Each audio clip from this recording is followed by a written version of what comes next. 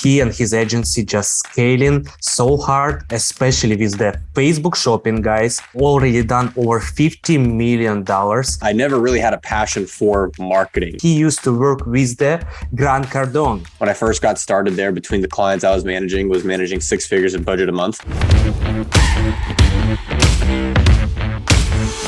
Hello to everyone, Anatoly is here, and today's my podcast is going to be about amazing person, one of my good friends, and he has an amazing experience and already done over $50 million in his journey with the e-commerce brands. He and his agency just scaling so hard, especially with the Facebook shopping guys. Very important to listen to him because he has some systems, he has some kind of golden nuggets for you. So let me just introduce Robert Miller. He's a digital entrepreneur that has helped hundreds of brands, companies and entrepreneurs scale and grow their businesses online, from e-commerce and marketing strategies to build wealth in the new economy. Robert has built companies that helps entrepreneurs take advantage on nowadays, especially in nowadays economic station, and he used to work with the Grant Cardone, with the Uncle G, and that for sure could be a part of the story. Let's see.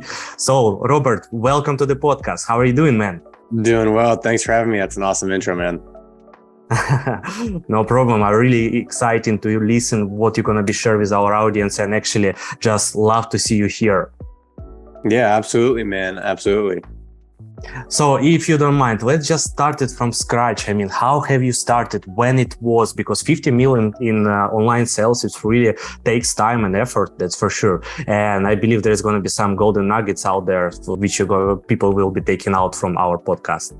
Yeah, absolutely, man. Absolutely. So I've been in the digital space for about 6 to 7 years. I actually first started in crypto, but then got into marketing afterwards. A lot of people knew me as the digital guy, doing cryptocurrency, doing marketing, doing funnels, like what was going on. So a lot of people kind of knew me around that 2015, 20 mark as being that guy. And so essentially I was helping out a lot of different entrepreneurs. I built up a great portfolio and then ended up being able to work for Grant Cardone, and then launched after that, started my own agencies. And between all of the campaigns and the really the businesses that I've been able to help and been able to work with have attributed to over $50 million in sales. And then as we continue to grow, the stuff that we're doing, the number keeps going up. But it's always great to kind of look back and see all the businesses that you have impact on and the revenues that are hit. But e-commerce changes, marketing changes, and a lot of the businesses that we've worked with have evolved. And it's really cool to kind of just see that whole entire process. But I'm no one special, man. I started out just in the thirst for knowledge phase. When I was a kid, growing up, I was reading a lot of books. I mean, you can see the whole library behind me right now. I was just fascinated with entrepreneurship, fascinated with those kind of books. And I never really had a passion for marketing. Like, it wasn't intrinsic to me that I loved marketing, or loved doing content. It really came about through actually reading Russell Brunson's book, .com Secrets. That was the first book, along with 10X by Grant Cardone. Those are the first two launching books really for me into entrepreneurship when I was like 17, 18 years old. And so I kind of combined those two, built a few agencies, helped a lot of other people, grow and scale out their offers. And I have a very systematized mindset, and I can figure out patterns pretty quick. And so once I got it, I was doing it for other people, doing it for ourselves. That's awesome, bro. Because when you were telling me about the Russell Brunson and about the 10X rule book, and I started in 2017. And it sounds super similar to me because similar business books I have been reading, and it inspired me a lot, especially 10X and Be Obsessed or Be Average. But in the same time, the journey is quite similar. But what was the reason? What pushed you to jump into the e-commerce? Because content is content, but running ads for paid traffic and find out what's working, what's not, and start scaling the stores. What was the main thing which has happened to you that you switched to that area? Yeah. So media buying and marketing is an expensive sport, right? It takes money to make money in a lot of those cases. And so when I first got started in marketing, I was actually pretty fearful about spending a dime or spending $1 because I was learning a lot of the tactics along the way. And even though I knew what I was doing in the market that I was serving at the time, back when I was first starting, I was still scared to spend the money. That comes from, if you're, know Grant's story of having a middle-class mindset, very constrictive, not really wanting to take risks in that expansion of really just, going all in on that stuff. And so for me, I just wasn't fully confident in my skill sets, even though I had known them. And so when I'd gone to work with Grant and Frank at their agency at the time, I was able just to really apply my skill sets, and you had to hit certain spending thresholds and budgets, right? And so when I first got started there, between the clients I was managing 6 figures of budget a month. And evidently, like, I was really good at doing media buying. I was great at it. Within 2 months, I was managing 7 figures in advertising budget across a bunch of different offers. So whether that be for local lead gen, for chiropractors and doctors and dentists and things like that, info products, service-based businesses, entrepreneurs, looking to, actually build a little bit more of a personal brand along with that. And then e-commerce. So for me, when I, had then left that agency to go start my own, I focused on 2 niches, and that was e-commerce. And then that was, really helping entrepreneurs with personal brands, info products, courses, and things like that. So as it just progressed, ended up then having another agency specifically for e-commerce, because it was super hot in 2020 and 2021. There's a lot of capital coming into the space, especially with all, the bailouts and stuff like that. And so essentially, a lot of these companies were doing aggregation, which, if you don't know, is essentially where they raise capital and then go buy e-commerce brands and then go buy Amazon stores. And so coming from the finance world, that really interested me. And so that's essentially what got me deeper into e-commerce and growing and scaling these brands and really seeing the inner workings of them, because we were wanting to acquire originally e-commerce brands, have a holding company, and then essentially scale those out. Long story short, we ended up just mainly focused as an agency, because I was talking to a mentor of mine who essentially was like, hey, you need a lot more financial infrastructure and logistical infrastructure before you go to make that jump. And so essentially that's what I did. I stayed in the agency realm for a bit in the e-commerce side. We worked with over 200 plus brands at the time, publicly traded companies. We worked with essentially a lot of e-commerce brands, whether they were just starting out or whether they already were doing sub 7 or multi 7 figures, and helped scale them up. And in fact, one of the brands that we had actually done at the time, we scaled them from 500K to 10 million within about 2 years. And that was through paid advertising, paid distribution, influencer marketing, and things like that. And so when you see the different patterns between all the different industries, at least from the vantage point that I've had, I've been blessed to be able to be in, certain agencies or certain opportunities at the right time. I've been able to just have a different perspective amongst many opportunities in the space. And so, that's just kind of compounded into, now people have asked me about, where can we find e-commerce arbitrage? Where is the opportunity now that the market has completely shifted? I've had my run and share in Amazon and Walmart and things like that. And so we've been focusing primarily on Shopify, Facebook shops, and we're even expanding into other areas as well, but that's to come soon. Awesome. Tell me a bit more about how you were looking to this kind of switch, because you're right. Now it's a lot of changes on the market. Actually, for the last couple of years, it's a challenge for many agencies. So many agencies shut down the doors during this last few years. And thanks God we exist. We continue growing, all of us. But in the same time, what helps you to move forward to the new direction, such as Facebook shops, and what kind of systems you have built, as you were mentioning about, to be able to handle that in your way? Yeah, so I think there's like 3 mechanisms to really look at before you make a pivot or before you switch. I had 2 different agencies at the time, and now I have a different one, but I think it's a bit serviced more in the entrepreneur type service-based business realm, which I think is going to be big, especially as we see the markets kind of change, and as we hit unquote in a recession. Depending how big it is, it's really going to be relying on personal brands and people, right? So it's also looking at the market as a whole. So where's the opportunity going right now? Where are the mid-term dynamics as well as the long-term dynamics of that? What are you building it for? Is it just for cash flow, or are you trying to exit it? That's number 1.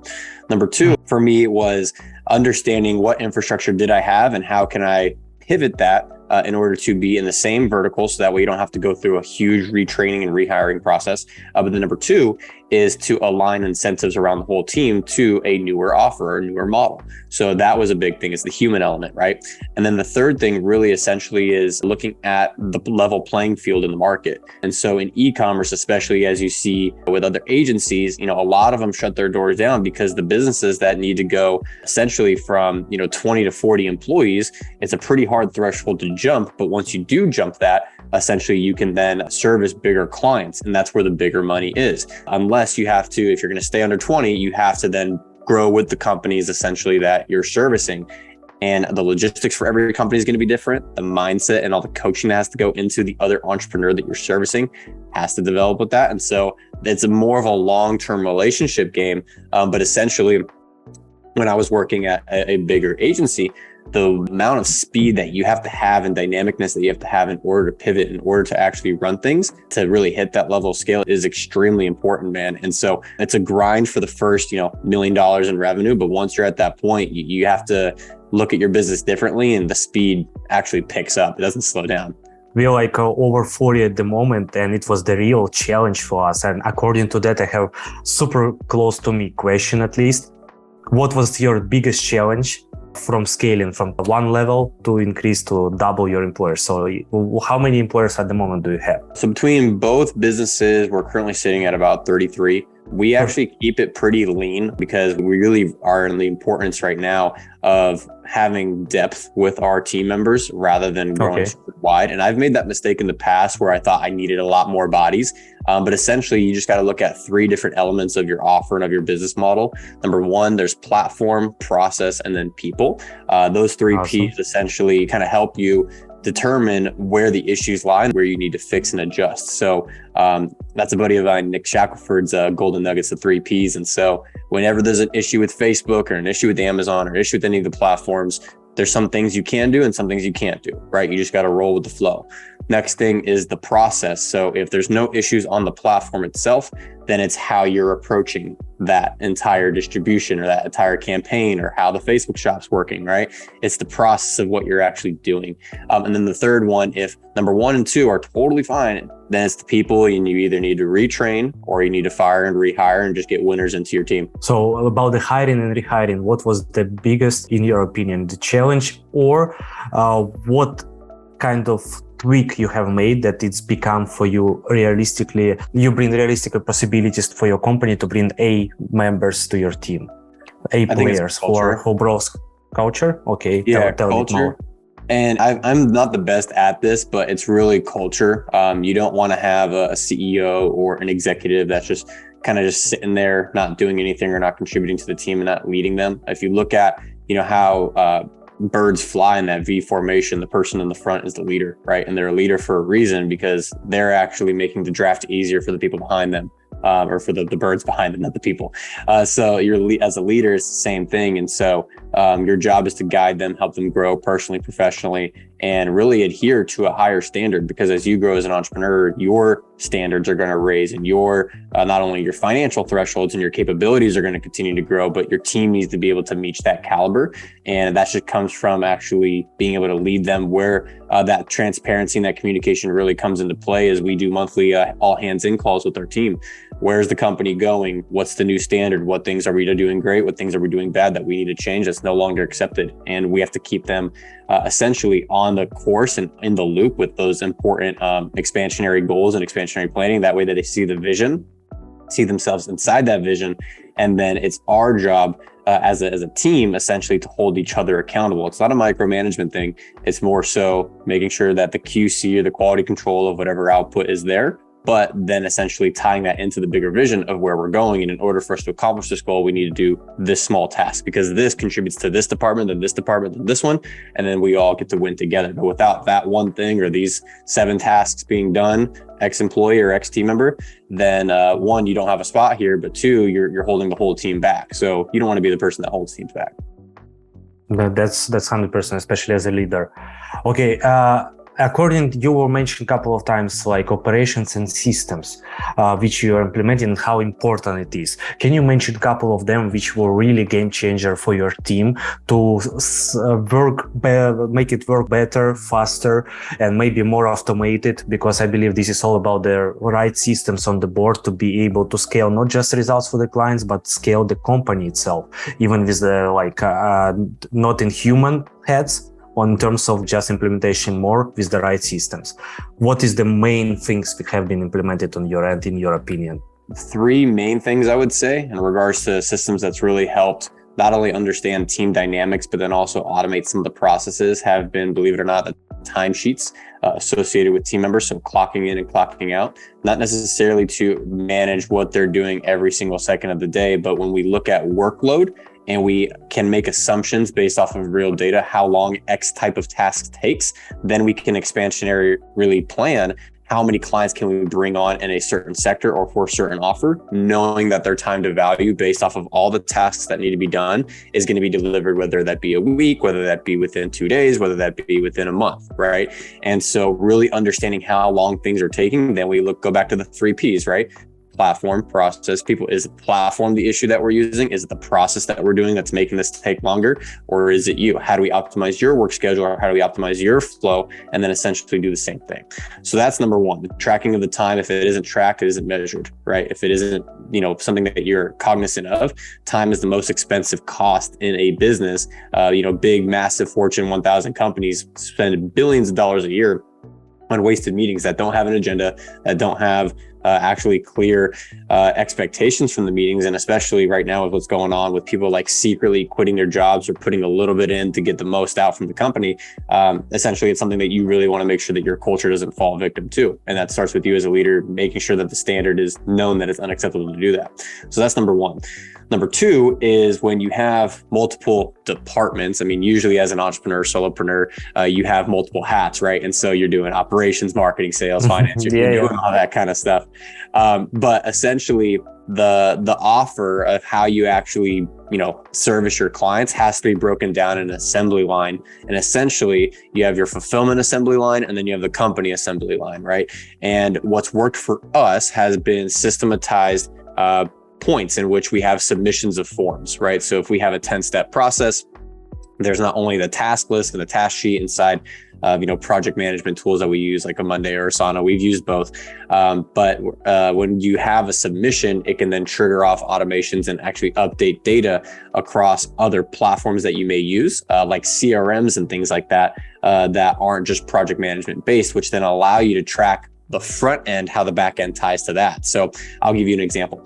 If I have a sale that happens for a marketing agency, as an example, we have one for personal brands, entrepreneurs. We sell someone on ads in a funnel. Then they go through, once those the person is brought on board, we actually fill out a form for the onboarding side. Okay, that triggers off all the setup on the back end. And then essentially when they're launched with their campaigns or when their funnel is requested or complete, there's different forms that are submitted. So that way we know that entire timeline, and then we can look at the timesheets in between. So that's just an example, simple processes that actually make a big difference of being able to determine whether you need to hire another body or whether you need to look at the process and just ultimately what you're doing.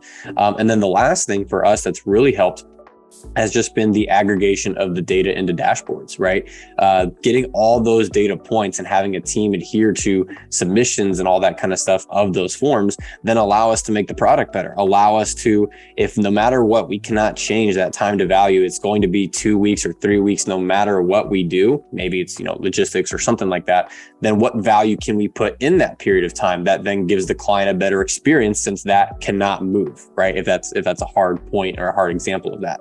So essentially, when we look at that stuff, we then pull it up into dashboards, we track that, we measure it, and then look at all the other pieces essentially of the agency or of the business in order to actually see the time to value metrics, as well as just ultimately what are we doing week over week? Are we progressing? Is the task load progressing? Is it not progressing? Are we stuck somewhere? And so we have dashboards in every single department, even down to, looking at some of our VA administrative tasks, like what's their task load look like? What are they being tasked with, to the point, even if it's just simple stuff, how can we automate it, right? How can we have maximum leverage even on the VA level, where most people will just give a VA the stuff that they don't want to do?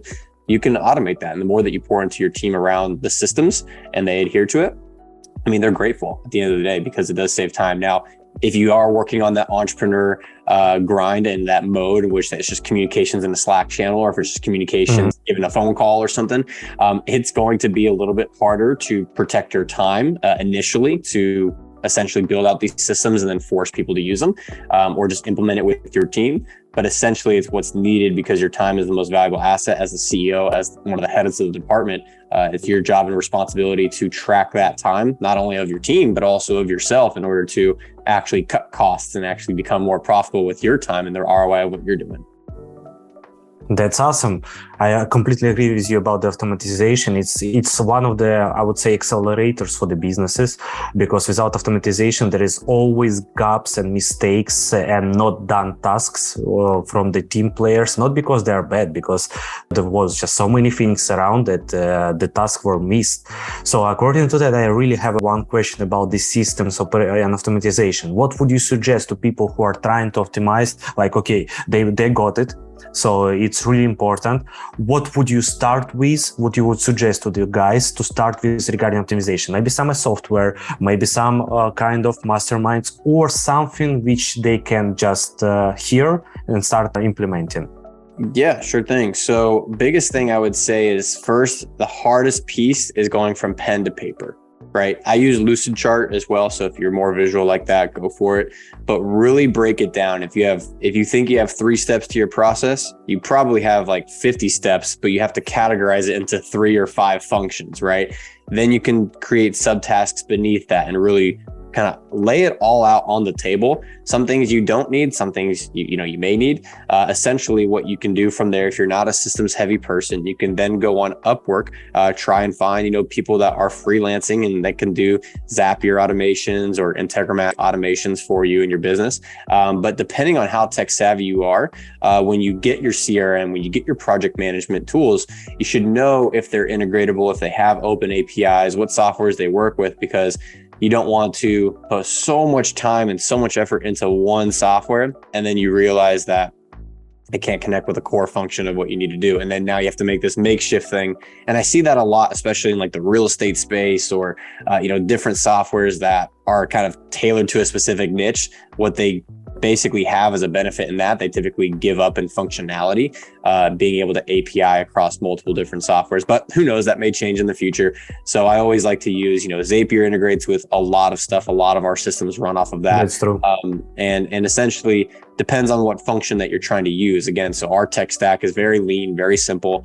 We use Close, and then we'll use like Asana, essentially from front end to back end. And we integrate all that between Zaps and between doing all that. So if you're not really a systems person, what I would recommend is, one, look at the book Traction by Gino Wickman. Very great when it comes to building a business, what it actually looks like. And if you see kind of the visuals inside of there, you'll then be able to understand what your business should look like if you're trying to grow it and scale it. That way you can then better visualize a sales department, a marketing department, a client fulfillment department, logistics departments, and then be able to understand the systems that are needed within that.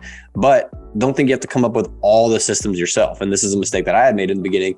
Our team comes up with ideas and then submits tech request forms for us. And we essentially look at the opportunity, look at the value, and then our team essentially builds that out for us. And so sometimes when you have those key team members that are able to identify those bottlenecks in your system and can actually, adjust it and make it, your version may be, the alpha, the 1.0, but then the beta version comes out and it's way better. It's 2.0 and it's not even from your doing. And so really, once you get to that point of having about 15, 20 people, then it really becomes to them contributing to the business.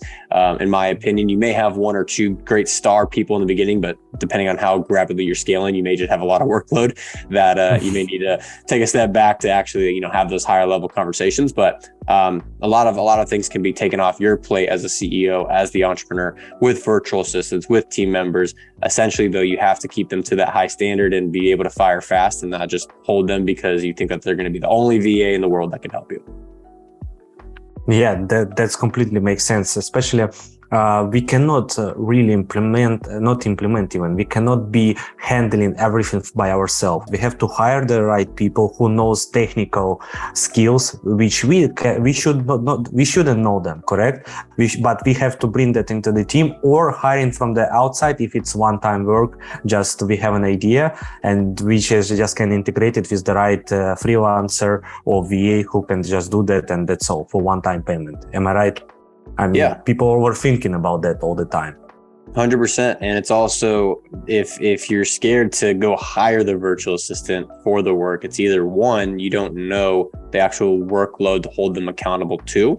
So you can even do some YouTube University stuff. You can learn some of the basics of what's needed in order to complete the project. That way you can hold them accountable to XYZ project or XYZ thing. The second thing is you don't think that your time is worth the exchange of the money. And so that's a really big thing. And typically that comes down to not outlining exactly what you want. You want to start with the end in mind. And if you're still in the discovery phase of trying to figure out what it is that you want, then that uncertainty essentially just makes you think that you're in control of that project or of that time, when essentially you need to release that. You need to let go of the identity or let go of the ego that you may have that's holding that project back, because it's hurting your clients, because it's hurting your team members, it's hurting essentially what your business needs to do. And capital is very rarely the issue with a lot of these projects. They can, run you under $500, So your mindset then would need to shift to, how can I go either make that money with our business, then go pay for it? But you just have to define that need, because there's a good example. If you had a Ferrari that was being sold for $5,000 and it was legit, someone was actually doing it, you would figure out a way to come up with the $5,000 or the $50,000, whatever it is. Go get the money. You'll figure it out if the value is big enough. And so until you start valuing your time big enough and understanding your value, then essentially you always be trapped in that. And so that's a big thing. You have such a big team right now, and obviously you were teaching most of them from the beginning, because you were starting by yourself and hiring the A players, and after that growing the team with the more talents. What was about the coaching part? How much of your attention is going there? How the coaching, not even coaching, how they get in your systems and marketing strategies for their end? I mean, new people come into your team, media buyers, and they need to understand your workflow, and they need to understand the strategies which you are using in the advertising campaigns. What is the system on your end? How you build that? Can you just give a couple of suggestions to the guys so they will be understanding and won't be scared to hire people, because, oh my God, how I will train him, When you hire some of the team members, what is the process and what kind of coaching system you have internal one? Yeah, first thing is getting it from pen to paper, right? It's just dumping your methodology, your strategy. If it's an advertising type business or company, typically you're the one that figures that out. But at a point, it's even your team doing the same thing. So if you have necessarily a few team members on board and one of them's better at ads than you are, better at building a funnel than you are, and you just need the hands on deck to do it, and you're great with strategy, but they're excellent when integrations and all that kind of stuff, then it's just your responsibility to have them document pen to paper and create SOPs. One of the most boring parts of business, but it's so crucial and so critical, because without SOPs, without training courses and material, and then having constant updates on that, I mean, you're essentially not having a duplicatable system and a duplicatable process, right? Now, things change in the market. So these SOPs aren't just one and done. They're a living document. They're going to breathe. They're going to essentially, change over time, especially if you're in a digital landscape with Facebook ads or with YouTube ads or funnels and all that kind of stuff, right? The market changes quite a bit with these types of products. But essentially, what I look for now is when we set culture, when we set core values, when we look at that, it's more important now, because some of the ones that we have are, proactive versus reactive. Nobody's above the team. The automatization systems, it's always pointing out exactly is it a person or no? Because everything else, it's already fully set up. You need just to see on the skills of the person and how he implement that. That's cool. Tell me a bit more about your scalable marketing systems, how you scale the businesses for such a high revenues. What one of your greatest cases at the moment, what you're able to share if you are, if not, it's fine. But just share a bit more about how you scale the businesses on the high level, and what is the main I would say tactics or strategies in nowadays which is working for you by scaling businesses on, let's say, Facebook or other platform. Yeah, sure thing. So number one thing before I go to scaling an offer is financially modeling out how it's going to look and what team members are going to be needed in order to fulfill. And so essentially you want to start off with what's the target revenue. That could be a summation of different clients, or that could be a total number of, purchases that need to happen, right? So whether it's e-com or whether it's personal brands.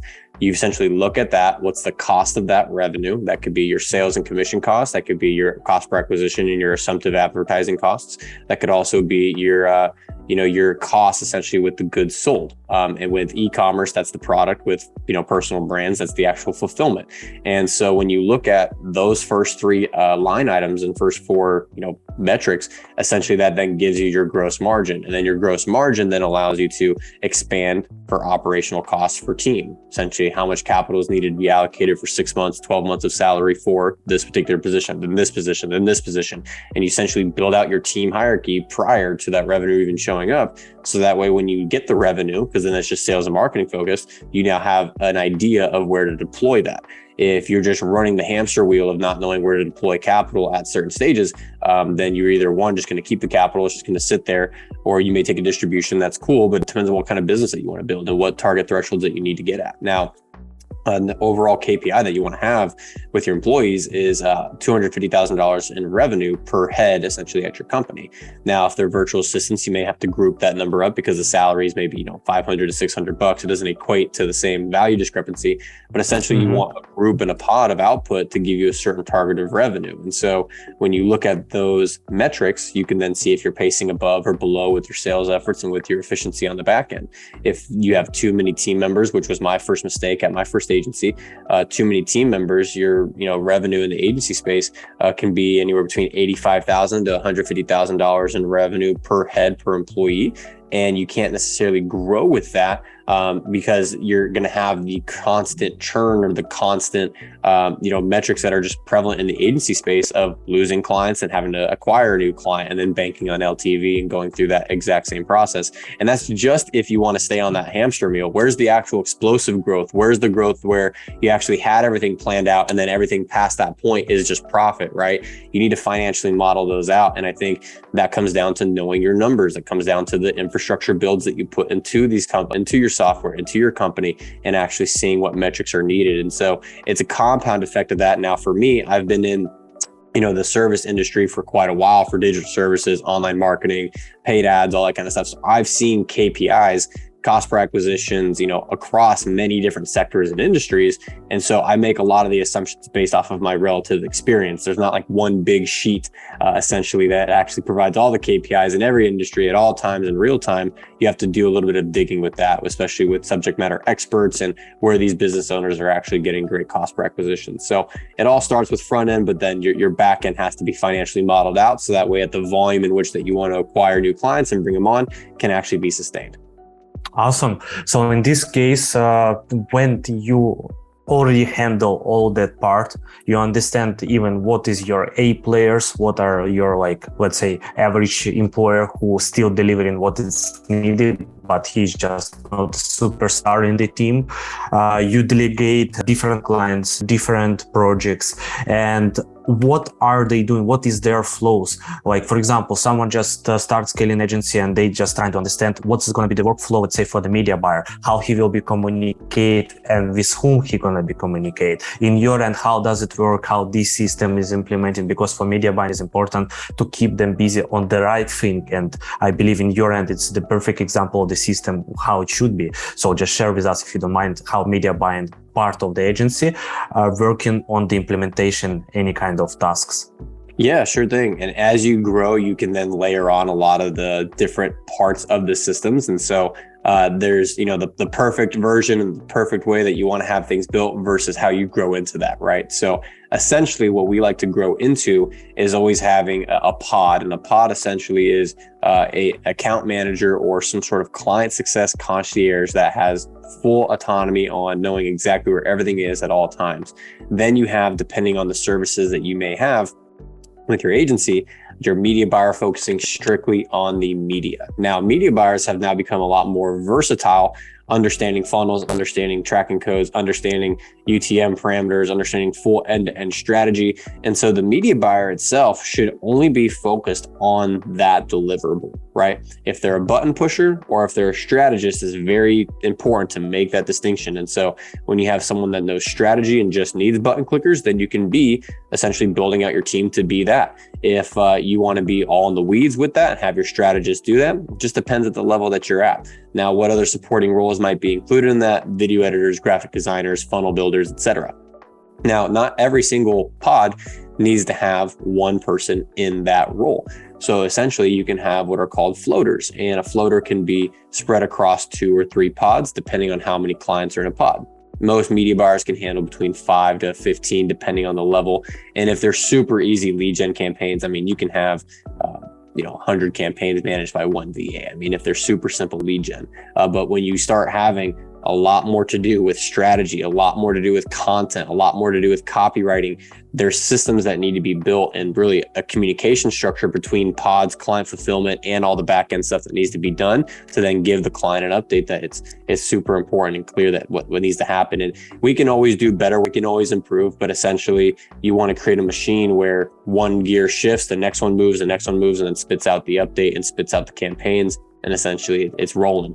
And there's a lot of process that goes into it. Before we actually launch a campaign, there's about, depending on if they're just doing funnels and ads or whether they're just doing the ads itself, anywhere between 86 all the way up to about 150 tasks that we need to do on our end in order to make sure that they launch. And so that's also collaborative with the client essentially. And so there's even bottlenecks essentially with the client timeframes. And so you want to make sure that you set those standards out the gate, saying, hey, I'm going to need these things from you by this date, or we're not going to hit our launch date. And it just depends on the type of clients that you're working with and how fast you can actually move. So the team will communicating in internal channels like a Slack and CRM and making tasks to each other, right?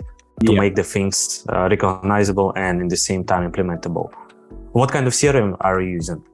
So for back-end project management, we've used Monday, we've used Asana, we're now using ClickUp. ClickUp is great. It has a lot of the same functionalities, kind of a hybrid between those two. But I've used all 3 and I personally love Monday the best, but ClickUp works really, really well. Awesome. I see more and more entrepreneurs are moving out to the ClickUp, especially agency space. That's cool. Awesome, bro. So I believe there is a lot of other questions which we can discuss, but just I see that time for the podcast is going to be till the end. And I just want to make sure that the guys will be able to find you out if they would like to know more about your systems, more about their marketing strategies, how they can find out you out there, and what's the best platform where you are more active and can reply to them. Yeah, absolutely. So on Instagram, Robert J. Miller, shoot me a DM, like, follow, etc. You can reach out to me there, and then I can send you the links for ultimately what we're doing over at Creator and how we're actually helping a lot of business owners systematize their business as well as run paid ads and grow their brands. Guys, as well, Albert has his YouTube channel. I'll just paste everything under the podcast and our YouTube video, so you'll be able to press on the link and easily follow Robert and ask him any kind of question. And I believe this is only first podcast. There is going to be much more later on, because if you'll go deep into your marketing strategies, I believe it could take a while, because scaling the brands for the high revenues and keep that accountable and with correct tracking, it's something which is in nowadays really the superhero skills for all the agencies if you are able to do that, and Robert is one of them. So guys, if you would like to hear more about that and some other subjects, just comment, DM to Robert, ask him questions, and later on we record another episode. Anyway, Robert, I appreciate you being on my podcast. This was Robert Miller, one of the great guys who is doing successfully his agency and scaling the brands through his systems. And especially, we didn't speak even yet about his superpower, which is Facebook shop. And I believe Facebook shopping is going to be the separate podcast. Let's make that kind of secret strategy for the next episode. Thank you. Thanks, Robin, to being with me on this podcast. Sure thing. Thanks for having me,